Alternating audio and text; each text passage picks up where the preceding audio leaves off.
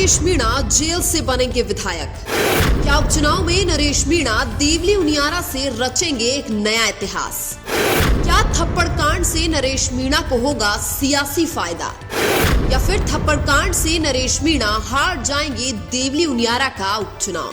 निर्दलीय नरेश मीणा जेल में बंद हैं और उनकी किस्मत पेटियों में बंद है।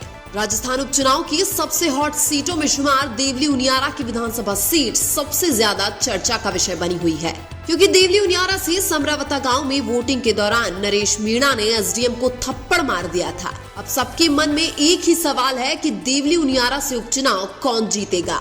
देवली उनियारा में इस बार उपचुनाव के दौरान कम वोटिंग देखने को मिली है। इस बार 2024 के उपचुनाव में देवली उनियारा की विधानसभा सीट पर लगभग 65% ही वोटिंग हुई है। पिछले विधानसभा चुनाव यानी 2023 में देवली उनियारा की विधानसभा सीट पर लगभग 73% वोटिंग हुई थी। अब देखने वाली बात यह है कि देवली उनियारा में कम वोटिंग का फायदा किसको होने वाला है। देवली उनियारा की विधानसभा सीट पर मीणा और गुर्जर समुदाय के सबसे ज्यादा वोट हैं। इसलिए ऐसा माना जा रहा है कि मीणा समुदाय के वोट कांग्रेस के केसी मीणा और निर्दलीय नरेश मीणा में बढ़ जाएंगे, जिसका सीधा फायदा बीजेपी के राजेंद्र गुर्जर को मिल सकता है। लेकिन प्रचार प्रसार के दौरान यह देखने को मिला है कि नरेश मीणा को सर्व समाज का समर्थन मिल रहा था। खासकर ग्रामीण इलाकों में कांग्रेस और बीजेपी से जनता नाराज थी, जिन्होंने नरेश को एक तरफा समर्थन देने का वादा किया था। ऐसे में नरेश मीणा की किस्मत ग्रामीण इलाके के वोटों पर निर्भर करेगी। देवली उनियारा के ग्रामीण इलाकों में पानी की सबसे बड़ी समस्या है, जिसके समाधान के लिए नरेश मीणा ने ग्रामीणों से वादा किया था कि अगर मैं विधायक बन गया तो विधानसभा में तभी पैर रखूंगा जब देवली उनियारा के हर गांव में पानी पहुंच जाएगा।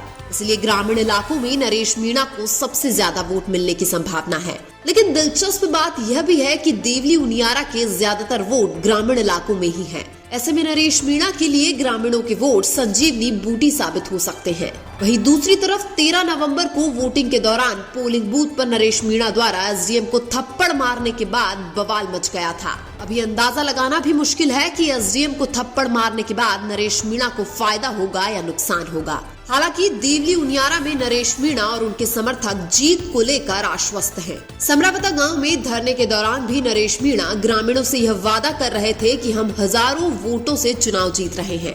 ज्यादातर लोग देवली उनियारा में बीजेपी को जिता रहे हैं, क्योंकि वो अनुमान लगा रहे हैं कि मीणा समुदाय के वोट बढ़ जाएंगे। लेकिन हम आपको बता दें कि देवली उनियारा में मीणा समुदाय के वोट एक तरफा नरेश मीणा को मिलने वाले हैं। और यही नहीं, नरेश मीणा को देवली उनियारा में सर्व समाज के वोट मिलने वाले हैं, जो कि कांग्रेस और बीजेपी के लिए खतरे की घंटी साबित हो सकती है। नरेश मीणा ने तो प्रचार के दौरान ही कांग्रेस बीजेपी की नींद उड़ा दी थी। इसलिए ये माना जा रहा है कि नरेश मीणा को केवल मीणा समुदाय ही वोट देगा। वो बिल्कुल गलत है। देवली उनियारा का सर्व समाज नरेश मीणा के साथ है।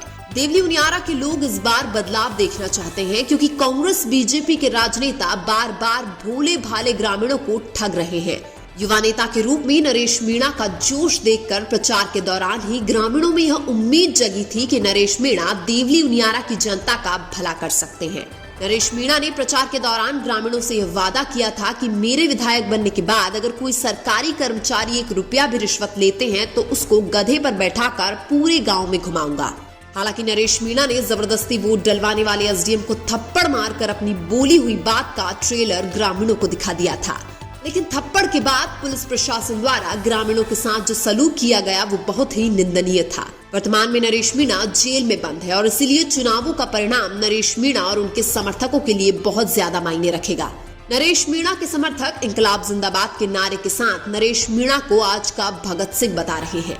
नरेश मीणा की फैन फॉलोइंग भी बहुत बड़ी है। खासकर युवाओं में नरेश मीणा का बहुत ज्यादा क्रेज देखने को मिल रहा है। पूरे राजस्थान में जगह जगह उनके समर्थक इंकलाब जिंदाबाद के नारे के साथ नरेश मीणा को रिहा करने के लिए ज्ञापन दे रहे हैं।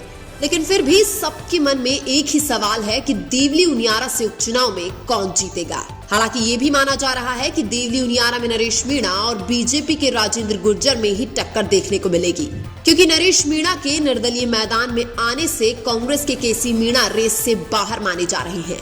ऐसे में बीजेपी के राजेंद्र गुर्जर और नरेश मीणा में से कोई एक देवली उनियारा का विधायक बनेगा। लेकिन आपको क्या लगता है, देवली उनियारा की विधानसभा सीट से उपचुनाव में कौन सा प्रत्याशी चुनाव जीतेगा? कमेंट करके जरूर बताएं। वीडियो अच्छा लगा तो लाइक कीजिए और हमारे चैनल मीणा की आवाज को सब्सक्राइब कीजिए। धन्यवाद।